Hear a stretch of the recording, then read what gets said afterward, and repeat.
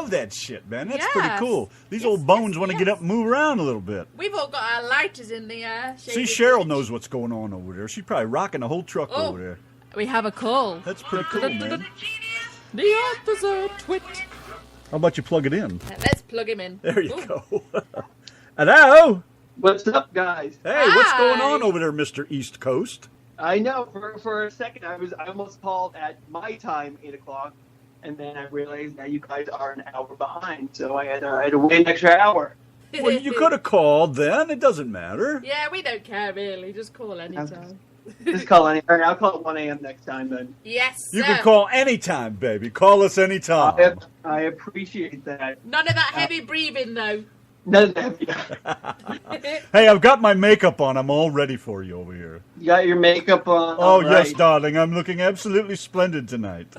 I'm glad to hear that. And for Donna, too. Yes. I took a cue from our guest tonight. I saw his dress, and I just absolutely had to do the same thing. I just love it, darling. How are you guys doing? Thank you for having me. Wonderful. How are you over there? What's going on out that way? How's the weather?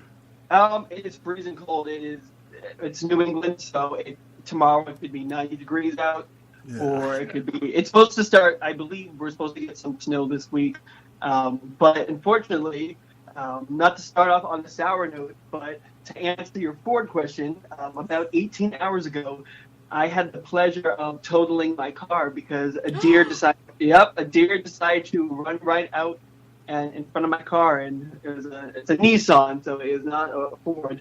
But yeah, it ran right in front of my Nissan, and not even a year old, and it was demolished in the front, and the airbag went off, and my car did a half spin, and I was definitely an instant shock. So that's how my night went on the way home. So now your Nissan's a Nosan.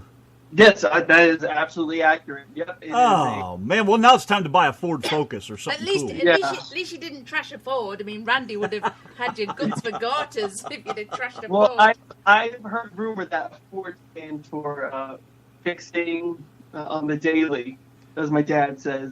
Hey, usually, man, my first question to a lot of guests is, do you have a Ford four-wheel drive truck? But obviously, I take it Go ahead. I have my 2 feet. I have 2 feet right now. That's my vehicle right now. So, but you're probably not a country boy, so you don't have any kind of four-wheel drives or anything like that. No, I did. We'll use the word did. I did have a front-wheel drive, but that is about it. I should have a four-wheel drive for living in New England. Hey, jump up and down on the spot and wiggle around a bit. Your signal's a bit out. Just move to the left 2 or 3 steps. Can you hear me now? Oh, That's better. There you go. I told you jumping up and down would do it. Well, it always works. Yeah, you got the magic touch. We're trying to hear that accent. No, I have an accent. I think you guys are the ones with the accent. Not me. How can you say that I've got an accent? Come on. Do I have a Boston accent, or is it? It's East Coast, but I can't quite make it out because the phone signal's not exactly crystal clear. So that's part of the problem. All right, let me try to move around. I'm gonna move around just for you guys. Yay! Do you ever watch Mr. Bean? Mr. Bean. My dad is a fan of that. I know who Mr. Bean is. Well, you have to watch. You have to watch the one where he tries to get his TV to work. You hold yourself in a certain position with some tinfoil in your hand, and it'll come in just right. Like strike like a yoga pose. Try that maybe. Well, you're standing in the wrong spot. I can tell you that right now. I'm standing in the wrong spot. Yeah, it's not working. It's probably snowing right now. That's why it's New England, so it's probably snowing right now. Are you in Boston right now? I'm about Boston. The GPS says you're an hour from Boston, but Mass Ave is the street that kills you. You can be sitting on that for an hour and a half, 2 hours. But it says I'm 45 minutes from Boston, but that's always a joke. So is that how you ran into the deer then? You're outside of the city? I am outside the city, yep. Okay. So tell us about pretty much the area you're from. Again, I go by the stage name Shaded Glitch. I'm 23 years old. I'm from the Boston area. I grew up in Bellingham, Mass. Yeah. And just have been hustling, trying to create a name for myself and for my music. I've been performing since the age of 4. My parents placed me in performance troupes, and I would, visit the senior homes and daycares and perform singing Disney songs and songs from Greece, just the classics. And then as I got older, I started, performing in local community theater and began to do it semi-professional and began to take on the business side of it and started directing and stage managing for our theater company. Then I realized that, my love and my passion is for music, and especially, pop EDM music. And for people who don't know what EDM stands for, because you're going to hear those three letters a lot, it stands for electronic dance music. And it is pop music, but it's a more intense sound. It's much heavier. It's kind of, what is current on the radio right now, is you hear a lot of different artists dabbling in that genre. Do you play any instruments yourself? I played the saxophone in middle school and high school. I was that nerd in marching band. I was in chorus, but I strictly my instrument is being a vocalist. Oh, there's nothing better than good sax. Good sax. That's right. It was a tenor sax. That's right. I love good sax. Do you like a bari sax or a tenor sax? What's your type of sax? Oh, you're so sexy. We can sing some high notes. Don't worry, make you sing some high notes. But yeah, and then I really started to make music a priority when I entered into an amateur American Idol contest. I competed against 10 other contestants, and for some, I was probably like 15 at the time. 15 is like the age where your voice is changing and all that fun, cool stuff's happening. And for some odd reason, I decided to sing two completely polar opposite songs. I sang Josh Groban's "You Raise Me Up," and you know who Josh Groban is. It's, you raise me up. Yeah, right? Yeah, very operatic.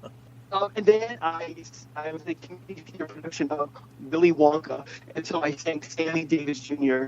Candyman. Talk about, I don't know what's going on. We're losing you. But we're losing. You're losing. Yeah. Whatever you're doing. Stand on one leg. Yeah, all right. I'll get the tinfoil out. Yes. Stand on one leg, get the tinfoil out, and stand on the roof. Hey, Kelly Lee Phillips in the chat says you opened for Dumb Blonde in Boston. She said it was amazing. I did open. Yeah, Dumb Blonde. For people who don't know Dumb Blonde, do we have service right now? Can you hear me? Only just. Yeah, it's coming and going. Stand on the other leg. Half the segment will be just where can we find service. That's what the name of the segment should be. Where's the service? Get up on the chair. Stand higher. I know, right? We have to stand up on something. I apologize about this. Hang off the balcony. That's why I wish I'm on first floor, so I guess I'll have to go to the second.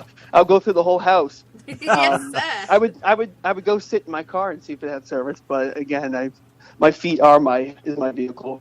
But yeah, I did open for, jumping around a little bit, I did open for Aubrey O'Day and Shannon Bex, and for anyone that's familiar with the band Candy Cane, they were a big group back probably in the 2008, 2009, 2010 even. They were on an MTV show called Making the Band with P. Diddy, and they had a lot of success with that, and I saw that they were going on tour, and they were doing pop EDM music, and so I'm a person that hustles on network, and I kept getting turned down, like, you're not going to do the show. It's a big show. You're not going to do it. But I didn't take no for an answer. And originally, I was supposed to go on tour with them after I kept saying no, and then I finally got the opportunity.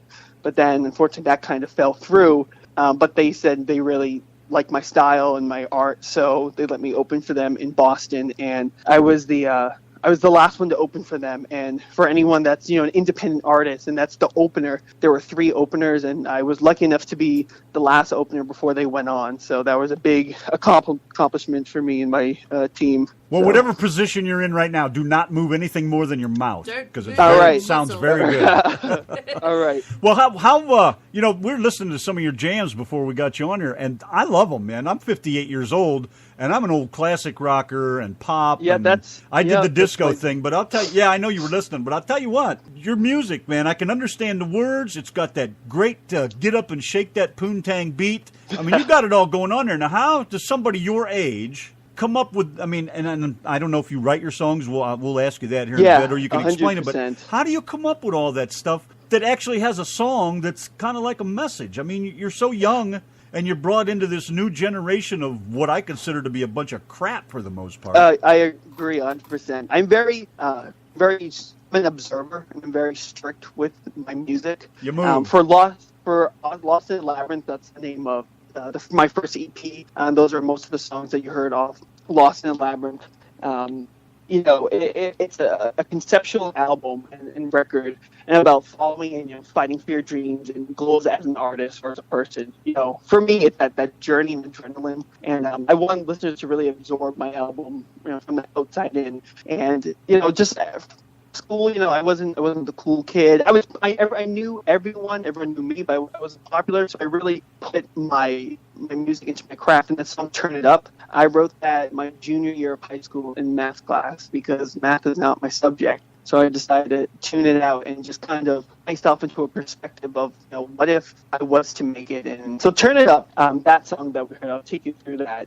"Turn It Up," it was the first single off the EP, and it really is the heart and soul to Lost in the Labyrinth. Again, it was the first single off my EP, and it was probably the most successful single off of it. And it just speaks volume of what an artist is, and someone who has a dream and who has to go through and endure to make it big. You hear all these horror stories about what the artists really went through in the industry, but you usually hear it on a shitty Lifetime movie about all the do's and don'ts. And it was a song about, just somebody who has that drive, that determination to really make it and be heard. The lyrics start off, "She's a beauty queen on the TV screen," meaning, a woman who has made it and she has all this success. And then the lyrics go, "And she's a movie star in the backseat of your car," meaning, adult film pornography. Right. And people have a past, and I don't judge anyone on how they make it into the industry, because everyone has their own story, everyone has their own success, everyone has their own failures. And so to me, it's when you work so hard at something, and then another lyric is, "She's a rock star at the local bar."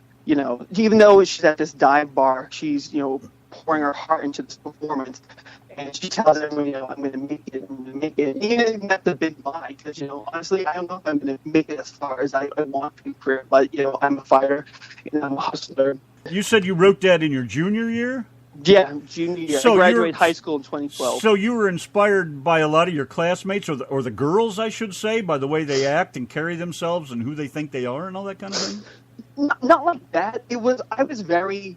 I want to make it, and everyone craps on, "Oh yeah, you're gonna be a star, you're gonna make it, blah blah blah blah," and when you just see people who are confident, like the cool kids in school or the popular ones, you look at them and say, what do they have that makes everyone look at them? So I based it off a girl in my class actually who was pregnant. You're breaking up again really bad. Oh, breaking up. Can you hear me now? Deborah and Michelle both in the chat said you need to put a coat on and go up on the roof. Go up on the roof. If it comes down to that, I will jump on that roof. All right, I'm walking around again. Roof. Well, they said you had said something about math class, and they thought you said meth class. Yeah, I know. No, not. maybe down the road when I get to a mental breakdown in my career, maybe that. No, don't do that. No, stay away. No, all right, I'll pass it up. That's the part of entertainment you got to avoid. I hope that you have Yankee and the Brit therapy before you go down that road. You can do my Diane Sawyer special.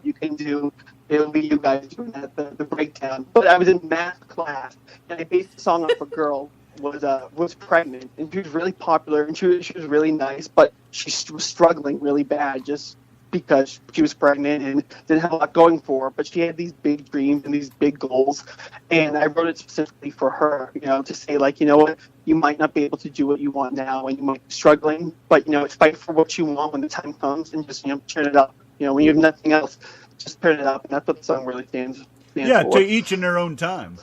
Yeah, exactly. So do you write all your songs, and do you have a studio, or do you go to a studio? Because the sound is awesome. I go to this album was, so my buddy Ryan Manning, he's huge now in this area. I reached out. I did this American Idol contest.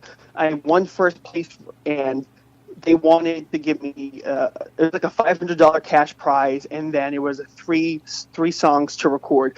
But at that time, my voice was changing, and I didn't want to do a Josh Groban song. I wanted to do something pop, but all pop songs are like tenor, they're high, and I'm a baritone. And so I was like, I'm going to make my own music. I'm going to make my own style. And so I started reaching out to different people. And again, I was so naive because I didn't know even where to start. And EDM wasn't really popular as much as it is now. Not that many people were doing it. So someone I was doing a show with said that, oh, my dad's a producer and, he has a home studio. And so she introduced us, and he wasn't too familiar on EDM, but he was like, come over, we'll, hang out and we'll just jam and see what we can come up with. And he did not understand EDM, but then he had another guy named Ryan Manning. He was like, introduced me to him, and he was in this band, and then There Were None. They were a rocktronica band, and he's had a lot of success. He was in a Boston band that was huge called Young London. He was a drummer in that, and then he was in another band who just won a Boston Music Award for Best Indie Artist, the Devil's Twins, and now he's in this new band. He's actually on tour right now, Leaving Eden, and he's into, hard rock and roll, but he has such a great ear for electronic music. So he and I clicked right away, and we just began collaborating. So we wrote all these songs, and it took about a year to really, probably a little over a year, to really get it to the point where I want it to be. And I'm a stickler, because if I want it to sound a certain way. And then I went to Bristol Studios in Boston, and I had the tracks mixed and mastered there. So this is from Bristol Studio, but currently working at a new studio called Sound Shuttle, and it's in the middle of nowhere in Boxford, Mass. And that my EP is pretty much almost done. We just have to do the final touches on that. Well, I think it sounds awesome. All of it does. Who's your producer? Do you do your own producing? So Ryan Manning is my producer. So we did the first EP, Lost in Labyrinth, and then my new EP, we did all that. So we've done a total of about 12 tracks together. I haven't done a full album yet because I just feel like an EP, it's quick, you can get the music out there, right. And it gives people a taste of your style and stuff. And then when you create a bigger fan base, that's when you do an album. But he and I did everything. But right now he's touring, so I'm kind of in different hands right now. But again, I'm not really creating new music right now because I'm finishing up my new EP that I'm going to be putting out hopefully in late January. Do you have anybody sings with you, or you strictly do it by yourself? For Lost in Labyrinth, it was all me. I did the harmonies, I created the melody. Basically, I come into the studio with a lyrics and a melody, and then the producer and I, we collaborate on the instrumentation that we want. For example, for people who really don't understand how the process works, usually start with like a kick drum, and then you just grow it with the bass, and then synthesizers, and then the hi-hats. But sometimes I don't even know what I want, and I could make a weird noise, and I'd be like, Ryan, I hear this type of bass, and I could be like, I hear like a womp, womp, womp, womp, and to people, it's just a noise, but for people who speak music, it's like, oh, you want this type of bass. So it really is a process. Yeah, but that's good for your brain. Yeah, no, definitely, yeah, especially when you're making up noises on the spot. Michelle Cross, who's over in the UK, she said, do not move, dude. Do not move. I'm not. I am frozen. I am frozen. Oh. I am frozen in the U.S. Oh, we really didn't mean stand on the roof. Everybody's going to think you're Santa Claus. Yeah, he'll find out how ho he is when he can't move. Yeah, and the only gift I'll be getting is a new car, hopefully. What else do you do? I mean, you have any hobbies or anything? I mean, you're so young, man. I'm amazed by how young you are. Yes. So again, I graduated high school in 2012, and after that, I decided, do I want to go to college? Do I want to go into the work field? And when I was creating this EP, that's why I titled it Lost in a Labyrinth, because a labyrinth is like a really intense maze. Right. And I didn't really know which direction I wanted to go. Everyone was already getting accepted to college. I was originally going to go for performing, but I didn't want to. I didn't feel like right now was my time to go to school. I really wanted to create this EP and see where it brought me. And so I did that after I graduated. And then unfortunately, about a month after I graduated, I completely destroyed my back. So I had to take a break from that, and I went in for 2 major back surgeries on my sciatic nerve. It was my L4 and L5 disc. So all my hobbies kind of really came to a crashing halt, and recovery was more than expected. It was more than a month and a half. So I really had to question, like, can I continue to keep hustling, performing and doing these big dance songs and these club bangers and really put my all into it. So I kind of had to take a break from that and kind of reevaluate stuff. So I've had 2 surgeries. My first one did not work at all.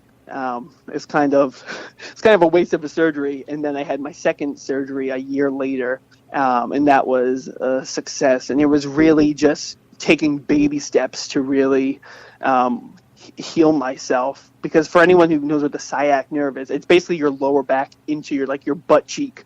And I couldn't walk, I couldn't drive. I had to drop out of a lot of just things I was doing on the side performance-wise, and I really, I struggled. And then after my first surgery, I kind of sucked it up, and I kept performing, and it was horrible, the pain, but I just kept going. And then I finally got my second surgery, and I live to tell about it. So when you do a concert or anything like that, do you dance? I mean, do you have a routine that you do? Yeah, so I have 2 dancers and a DJ with me. And we just try to really bring, because EDM is such a big sound, and you'll never see me on stage just holding the microphone, and I never want that, because electronic music is, it's an adrenaline rush. It's like almost like rock and roll, but it's an updated version of it. Oh, I know the feeling, man. I get in the groove, believe me. Yeah, my family grew up on listening to, my dad listened to REO Speedwagon. My mom listened to Tina Turner. Me and my brother grew up listening to late 90s music. So I tried to really infuse those type of pop melodies into this, head-banging rush of rock and roll, but through electronic music. Because if you probably picked up, a lot of my music I consider my music to be tragic pop equals Bazooka Joe bubblegum. This bubblegum sound, but with this really dark undertone to each song. Well, I know I like the fact that we can understand the words, and, like I said, there's a story to tell. That's a lot of it, because a lot of music has lost that, and I'm so glad that you don't do rap, really. Yeah. Yeah, rap is, I do a lot of research, and not too many people are too keen on the style of rap nowadays. No, it's nothing like it was when it started. When I was young and they first started rapping, it was a groove. It was a blues, jazz, yeah, it almost had funk kind of thing. Funk. Funk is a good word, yeah. But now it's just crap, and I just don't even want to listen to it, But you got, like I said, I went through the disco days, man, and I lived in a disco, and you got that beat that makes me want to get up out of the chair, and that's the key, is making people feel like they want to be part of that music. Yeah, exactly. And it's definitely, electronic music is definitely, a community. Like my friends and I, we go to raves, and I go to raves sometimes too, and it's just a adrenaline rush, and so many people just come together. And that's what I want when I say I want to submerge, my fans or listeners into an area of visuals and concept. It's not just about the music anymore. And I love that, because I don't want to be just about the music, because we live in a time where technology has taken over, and we live in a time where it's all visuals. And it's ridiculous, but that's coming from an old man who doesn't even, Yeah, I grew up with a handheld telephone. I know, right? Yeah. Well, I'm lucky. My parents know how to call me or take a picture or, reply to a text message. I just introduced my parents to emojis, and you would think it was, the most amazing thing in the world. Always sending me a text and then an emoji after that. Because it's introducing. Because I'm a millennial, so I've grown up with technology. I appreciate it, but at the same time, it's what I've always known. Unfortunately for yourself and my parents, they have to kind of catch on to the new age of technology. Yeah, let me tell you how slow they are at catching on. My dad is 85 and my mom is 76, and they just got a cell phone just a few months ago. You know what that's like for me? Is it touchscreen, or is it one of the jitterbug where it's... No, it's none of those. Still? Would you believe it's it's from that, what do they call it? Consumer Cellular. Yeah, it's got buttons. Would you believe it's an old friggin' flip phone that's from the 80s that they gave them? Yeah, they still make them. You have to press Why? You'll have to press the letter B, number 2, 3 times to get the it's one. Oh, it's for the text messaging? See, yeah. that was... it's very old. It's the old flip phone. Wow. One of the first phones I ever had, the only thing you could get back then. It's they give this to old people to use? Come on. But it's the best way. There are days where I just put my phone down And, you know, it's almost like that withdrawal thing, but I just love it because it's been so recent that we as like a community have just been like, have to have the need for a cell phone and have to constantly have it by our side. And there are days where I'm just like, you know what, I'm shutting my phone off. I don't really care. And if I miss an important phone call, they can call the house phone because, you know, house phones still exist, surprise or not. But do you guys still own a house phone? No, we don't. I haven't had one probably for 10 years or so, but that's funny you say that because we just turned my phone off and got rid of it because I don't talk on the phone. I hate the phone. And Donna takes all the business calls for our shirt orders and sign orders. And my brother texts that phone. So we got one phone, knocked the price down to, you know, like $60 a month, got rid of all the garbage, and we got all we need. And we got the internet for shows and movies and everything else. We pay $70, you know, and there's my dad in there paying $80 to watch like 4 channels. And, you know, he's got Dish TV, and they got 800 channels of garbage. And he wants to pay he wants to pay $80. And I said, why don't you get a computer, $70? You get everything you ever need in the world. You can even make phone calls on it. But, you know, he's 85. He's like, rah, rah, rah. I ain't going to do that. Can't teach an old dog new tricks. Exactly. No. I still, you know, we have a house phone.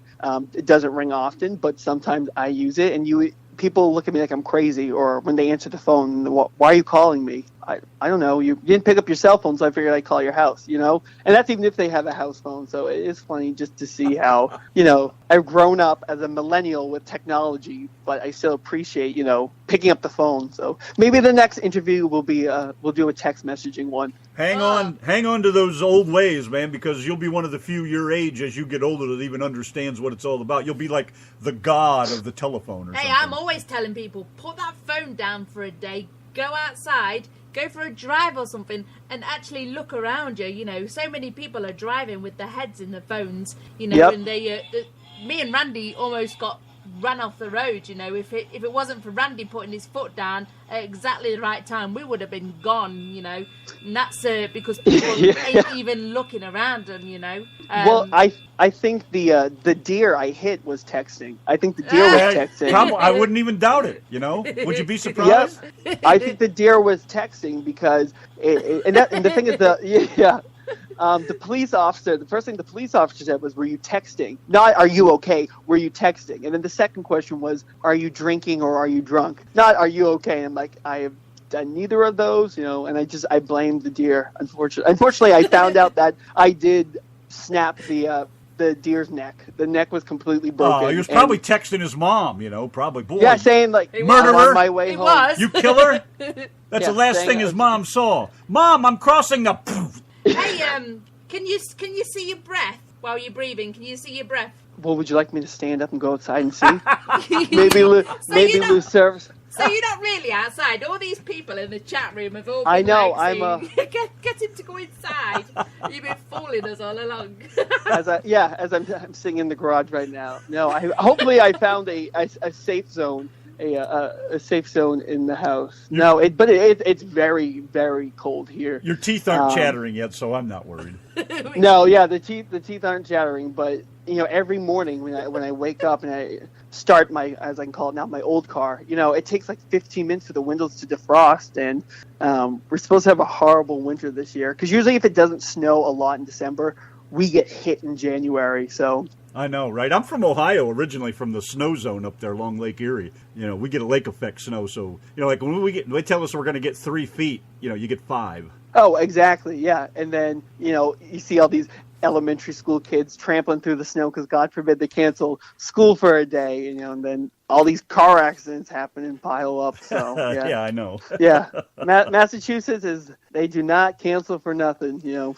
Nope, not in the north, man. That's why I moved to Texas. I got away from that crap, man. I'm too old for that cold, frigid crap. I know. My parents say that, you know, they want to move to Florida, just get away from all the cold weather. Why would they want to go to Florida? Everybody goes to Florida. Go somewhere else. I know, right? Stereotypical. Maybe it's a midlife crisis thing. I'm not sure, but that's where their heart is set on right now. Don't go to Florida. Alligators will eat you. Stay away. Oh, I know, right? Yeah. At least alligators are better than texting deers. You know, I'm just sitting here listening to you talk, and you sound a lot on the phone anyways, to me, like Woody Allen going on over there. Oh, like Woody. Hopefully not the recent Woody Allen. No. Oh, I don't know about the recent one, but the old one. Old one. What's your name? Yeah, what's your real name? You got this weird Italian name. I don't. I know. I heard you guys saying that. It's not a. It's not a weird Italian name. It is. Well, it starts with a D. I'll give you that. It's I'll Murray. give you guys. Dominique. No, I'll give you. Nope. I'll give you one more try. David. No, close. My real name is Dylan. Oh. So is her brother. Boring. Yeah, same name as my brother. Her brother's name is Dylan, isn't it? Yes. How do you spell yours? Everyone says I spell it the weird way. I spell it Dillon. Okay, that's like I used to haul potted or plastic flower pots for a place called Dillon Manufacturing in Ohio. So it was every time you see a sticker or something with someone's name on the little stupid key change, it would say Dyllan or I get Dillion a lot. So I'm like, Dillion. that's not. Yep, exactly. I'm like, that's not Dylan. That's Dillion. You know, I'm like, let's try that again. So yeah. Well, we won't let your secret out. We was I know, Ray. We was expecting some big long. Yeah. Well, name. my last name is Tognaci. Say that again. We say Tognaci, but it's Tognaci. Tognaci. Tognacci. So Dylan Tognaci. Yeah, but you say it the Italian way, and Americans say it like they say American anything. Well, there's a lot of people say Tognacci, which drives me nuts because the two C's aren't a C, it's a chi. Tognaci, or Tognacci, but a lot of people say Tognacci, and drives me up a wall. I'm like, nope, it's chi, Tognacci. Or a lot of people, if they don't know who I am, when I'm filling out paperwork that I have to put my legal name, they say they think it's Japanese, so they think it's like Tognaci. But right? Yeah. So I'm like, it is. Why do you think so many? You know who I am. Why do you think so many singers and actors and actresses change their names? Because you can't pronounce them. Yeah, exactly. Maybe I should just go by the one word name. But yeah, Dylan Tognaci. That's what you get for being a spicy meatball eater. You know what I'm saying? Yeah. And the thing is, we are true Italians, but everyone says, "Oh, do you do the fish plate, the 3 fish?" And I have no clue what that is. I guess there is it. Look it up, man. Right? Look it up. I guess I'm a failure at Italian because everyone's like, "Oh, I actually had this conversation last night." They said, we're getting ready, for the holidays. I'm going to make, typical Italian three fish meal. And I'm like, what is that? Everyone, at my house, I guess you can say we're the stereotypical Bertucci's Italian, yeah, we on Thanksgiving and every holiday is basically the same. It's never like just a 1-course meal. We have the turkey, the ham, lasagna, mac and cheese and chicken, pizza, just all the stereotypical chicken parm. So there's never any leftovers. I don't know if that word exists in your household. Not in an Italian family, there's not. No, not at all. And my brother lived in Flushing, outside of New York. Yeah. And he married. What's so funny about that? That's the name of the town. I think of toilets. You know me and toilets. He married an Italian girl, and when we went to the wedding, oh my God, you don't know what it's like to eat. You eat, you drink, you dance. You eat, you drink, you dance, and so on. And you yell as you talk. Every time. Conversation is yelling. And for people who don't know an Italian family, I'm like, that's just the F-bomb and talking loud. That's our way of saying I love you. Do you wave your arms about like a mental man? There's bruises everywhere. We talk with our hands. Even your mom's got bruises. Yeah, I know, right? Yeah, exactly. Yep. I lived in upstate New York, and I had many Italian friends up there that I worked with, and I'll tell you what, they're the best people. Yeah, they're just, we're a close family, and, family comes first. Food comes first, then family. You gotta pick and choose. But it's crazy at our house every holiday. We just really finish getting over Thanksgiving. We had about 18 people over. Christmas is no one leaves our house. We host Thanksgiving at my parents' house, and then we host Christmas Eve at my parents' house again, and then no one leaves till 2 a.m. And we're trying to clean up. Nobody leaves hungry, and nobody leaves sober. We're going to his house for Christmas. I think for a stocking stuffer, we need to give out breathalyzers for everyone. No, the stocking stuffer's over there with Aunt Laura in the back room. That's where she's at. Yeah. That's the stocking stuffer right there. Aunt Lauren. Oh, I don't have an Aunt Lauren, but she seems. I bet you got an aunt like that in the family, though. I do, and I already placed a face in the name that I won't say, but God bless her, right? Please, Auntie, go put your clothes on before you come back out for seconds. Yeah, is definitely. And the thing is, we have tradition at our house. Everyone who's 21 plus, we do a family shot, and then we watch National Lampoon's Christmas Vacation. I don't know if you're familiar with that movie with Chevy Chase. It's been, even before I was born, it's been a tradition. So in the movie, they do the drum roll outside. They light the house and everything. Right. We have a big tree. Yep. We have a big tree out front. So we do a drum roll of that. The little cousins and nephews, they get the drums out, the pots and pans. I pull out the saxophone from high school. See if I still got beautiful. The chops. Yeah, just tacky stuff like that. And like you said, everyone's already 3 sheets to the wind. And all the neighbors come out, and it's just family tradition. And then that's beautiful. Don't ever give that up. Keep it going. No, trust me. Yeah, no, it's mandatory. If there's a rule in our house, we're not allowed to watch Christmas Vacation. We can only watch it on Thanksgiving and Christmas Eve, and then we can't watch it. You moved again. Get back in your garage. Yeah, I'm back in the garage. All right, I'm crouching now. I'm crouching. Trying to find a warm spot. Hey, all right, let's get. I'm like, that's just my teeth chattering. Actually, that's why you can't hear me. It's my teeth chattering. It is all right, let's get to brass tacks here. You got a web page, right? Yep. So right now, that's all in the works right now. Like I said, I took a year to really do my next EP. So my next EP is called Starving Artist, and it's another conceptual album, and it's kind of autobiographical. It's just kind of the reality of working in the music industry. And when I put my EP out, I wasn't naive. But I had the songs are great. I love these songs. If people love them, if I love them, people are going to love them. And like I said, I did have success with it. But, you have to keep throwing it in people's faces and really, advertising and putting it out there. And I just kind of got wrapped up my music got wrapped up in people's hands that, should never been in their hands before. And me as, this independent artist who has this drive and this passion, I assumed that the people who wanted to help me had that drive and that passion. And you hear these stories all the time, and it's very common. I'm not shocked that it happened to me. I'm just shocked that the people I trusted turned out to be, the ones that you hear these horror stories about. You hear people say, oh, I've worked with this artist. Yeah, and if we do this, we'll get you here. And it turns out they've never worked with that artist. The only thing they have is that person's business card. So it's a game. And so I took a year to really sit and just kind of grow and develop, kind of saying, what is next? Because I'm 23, and you got to hustle. Age is definitely a factor in the entertainment industry.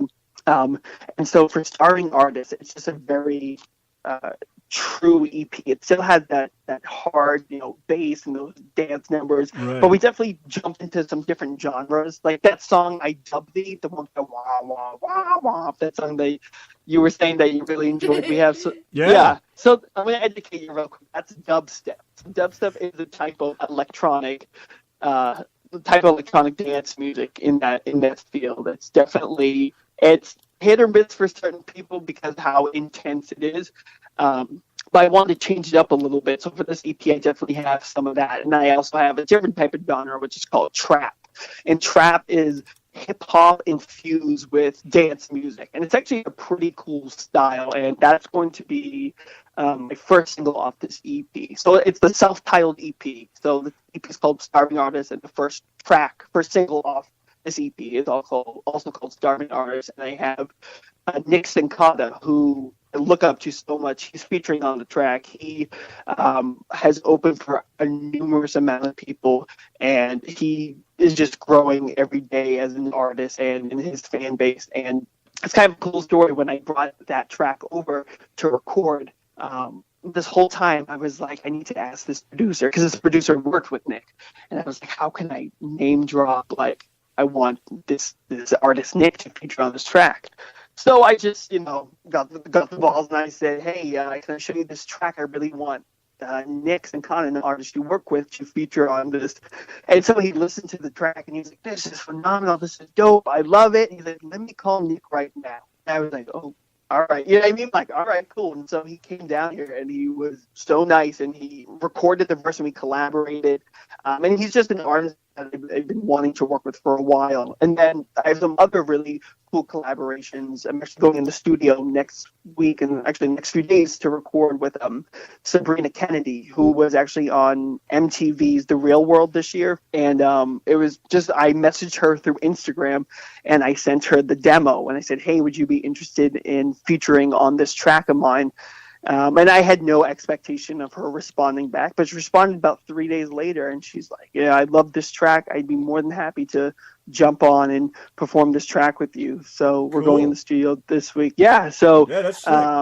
So I'm definitely excited about that. And well, you sound pretty happy about the whole overall deal, man. I can tell. I can hear the excitement, how much you really enjoy doing this for now, anyways. Hope that sticks with you. Exactly. And you have a Facebook page, right? Just for Shaded Glitch. That's how you can find it. So Facebook, and then I'm on Instagram, at Shaded Glitch, Twitter at Shaded Glitch.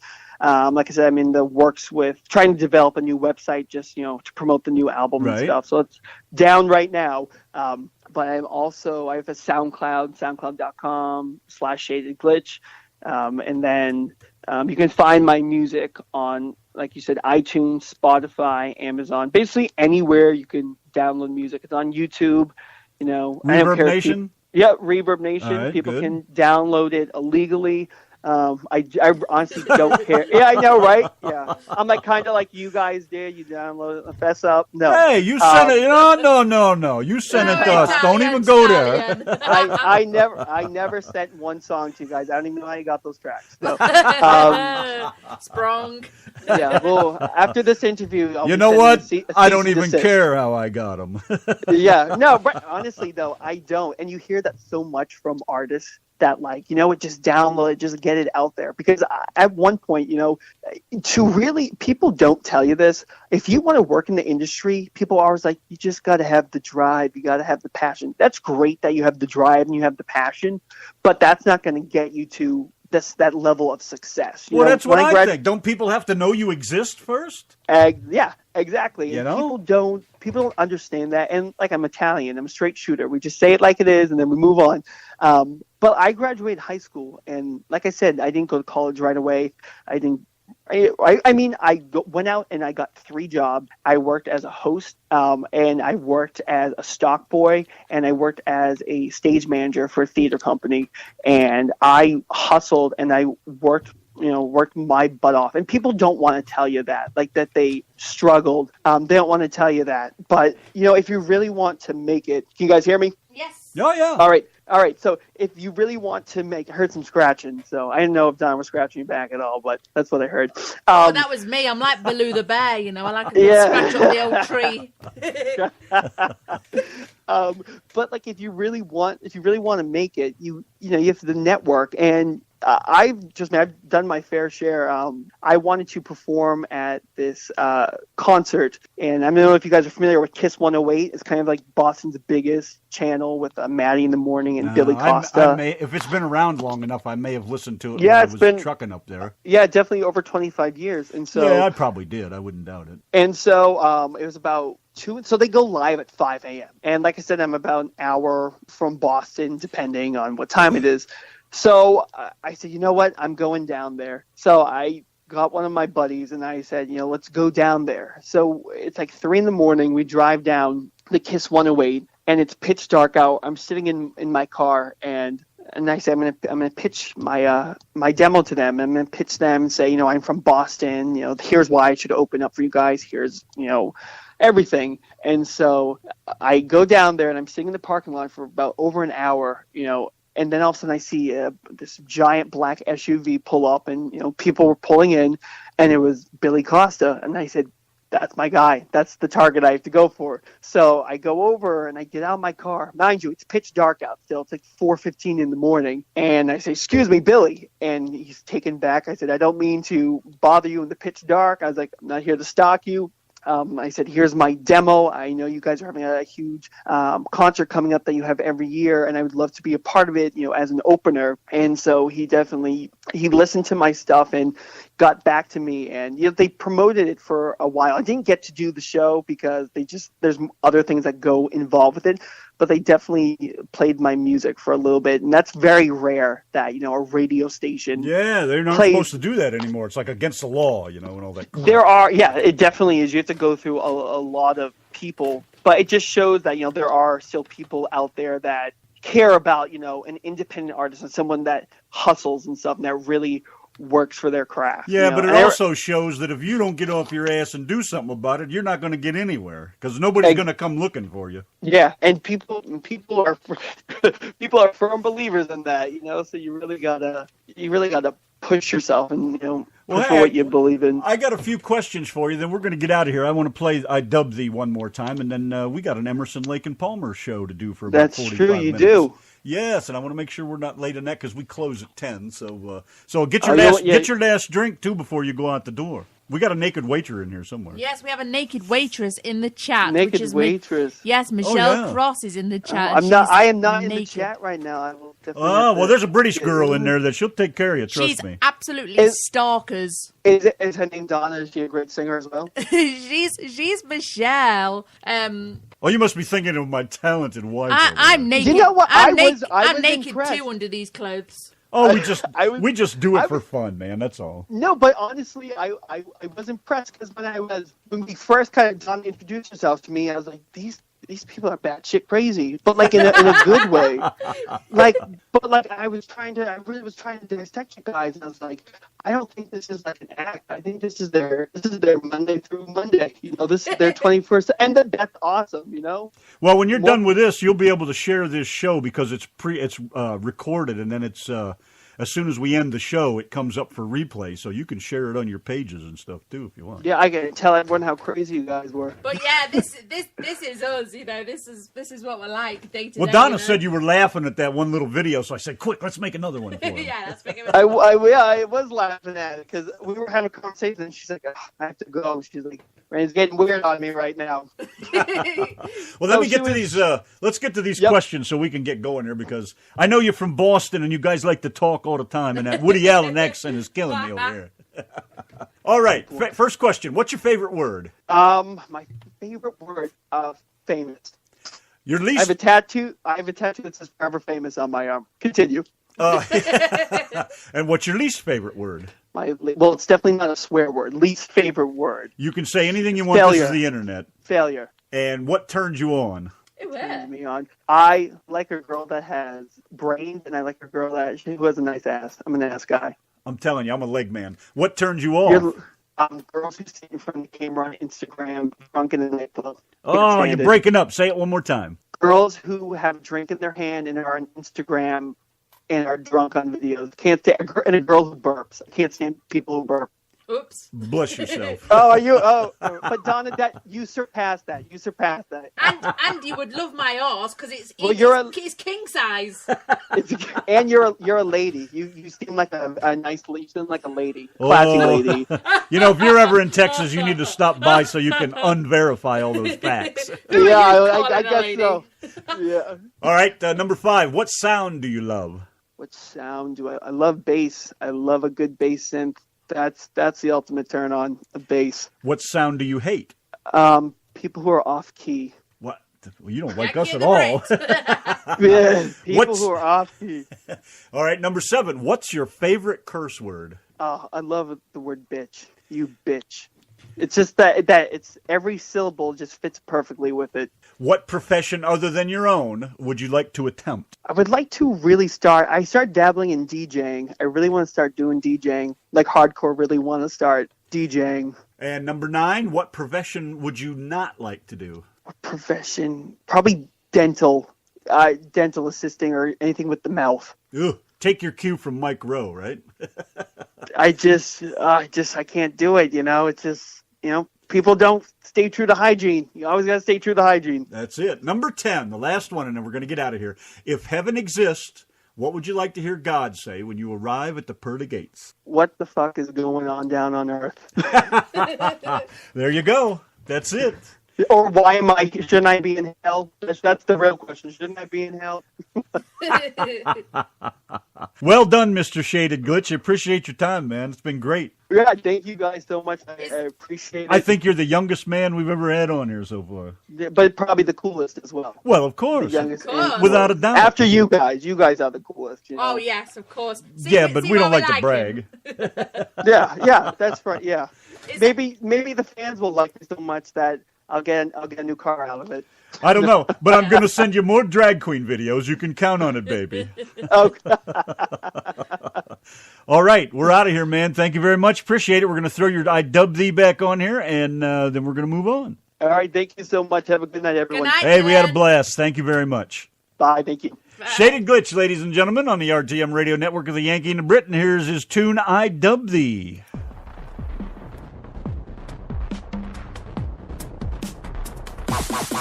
This ain't no rags to riches story about the ones with the glory, about a boy trying to make a name, raising claim.